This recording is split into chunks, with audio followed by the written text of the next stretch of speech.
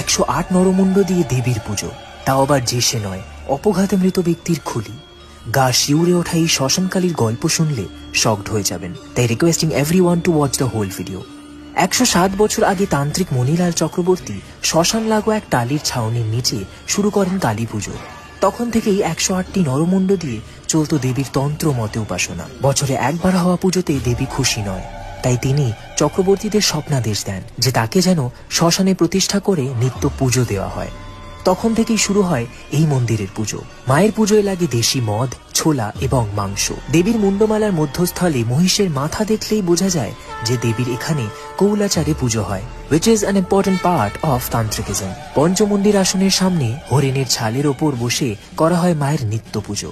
কালী পুজোর দিন দেওয়া হয় শিয়াল ভোগ। আজও মন্দিরের আশেপাশে ঘুরে বেড়ান অপঘাতে মৃত আত্মা। তবু আমার মতে শ্মশানের মতন পবিত্র স্থান আর একটাও নেই। মা এখানে যেমন উগ্রচণ্ডা, তেমন দয়াময়ী ধন্বন্তরী।